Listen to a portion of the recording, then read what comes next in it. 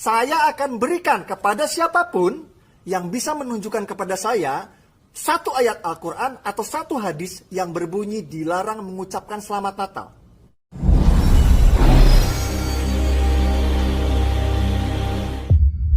Ada video Ustadz Adi Hidayat, maafkan aku saudaraku Nasrani, aku tidak bisa mengucapkan selamat Natal. Karena orang yang mengucapkan selamat Natal, maka dia sudah mengakui tiga. Yang pertama, mengakui bahwa Isa anak Tuhan. Yang kedua, mengakui bahwa Isa lahir 25 Desember. Yang ketiga, mengakui bahwa Isa mati di palang salib. Ketiga-tiga ini dibantah oleh Al-Quran. Bahwa Isa anak Tuhan dibantah. Laqad kafaral ladzina qalu innallaha salisu salasah. Kafirlah orang yang mengatakan Isa Trinitas dan anak Tuhan. Tentang Nabi Isa lahir tanggal 25 Desember dibantah. Ketika Maryam memegang Isa, tidak ada makanan karena terlahir di tepian kota. Allah memerintahkan menggoncang pangkal batang pohon korma. Tusakit alaiki rutaban jania, gugur buah korma yang mengkal. Buah korma mengkal ada pada musim panas bulan Juli Agustus. Ketika Isa lahir, kambing-kambing sedang digembalakan di padang rumput. Sedangkan bulan 12 rumput tidak tumbuh karena tertutup salju. Maka 25 Desember bukan hari kelahiran Isa, tapi hari raya merayakan Dewa Mitra, Dewa Matahari, yang diambil oleh Kaisar Konstantin dari Konstantinopel. Lalu kemudian tentang Isa mati di palang salib dibantah Al-Quran. Wa ma qataluhu, mereka tidak membunuhnya. Wa ma salabuhu, mereka tidak menyalibnya. Walakin syubbihalahum, ada orang lain yang diserupakan wajahnya dengan Isa. Dialah Yudas Iskariot, murid Isa yang menjual imannya dengan beberapa keping uang emas. Saya punya kawan Kristen Masehi, tapi dalam masalah hubungan baik, masalah ngasih makanan, masalah beri pakaian, oke.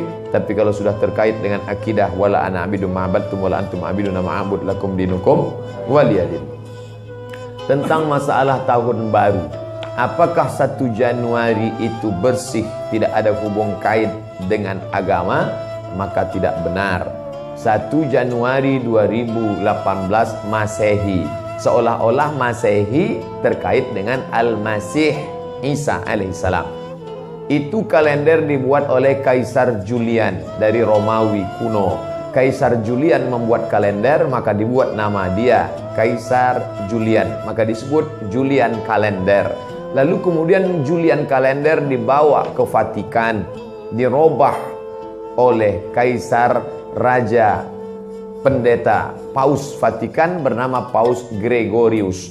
Maka sampai sekarang disebut dia dengan Gregorian kalender. Lalu kemudian ketika terbentuk PBB, United Nation, Persatuan Bangsa-Bangsa, bingung mau pakai kalender apa? Di dunia banyak sekali kalender. Maka diseragamkanlah, dipakailah Gregorian kalender. Yang sebelumnya kita kerajaan Pasundan, kerajaan Demak, kerajaan Riau, Sendripura itu pakai kalender Hijriah. Termasuk Yogyakarta pakai kalender Saka, karena Sultan Agung Jawa mengkawinkan antara kalender Jawa dengan kalender Hijriah. Karena ingin mendamaikan antara Jawa dengan Islam. Maka setiap menyambut tahun baru Saka sekaligus menyambut tahun baru Hijriah. Kalender Masehi muncul belakangan, tidak tepat penisbatannya kepada Al-Masih karena Isa tidak tahu menahu tentang itu. Itu murni diambil oleh Kaisar Gregorius yang diambilnya ke Vatikan menjadi Gregorian kalender. Jadi kita menyatakan tahun baru, betul tahun baru, tapi tahun baru Romawi. Tahun baru Romawi, jangan kaitkan kepada Isa alaihissalam. Dia masih terkait.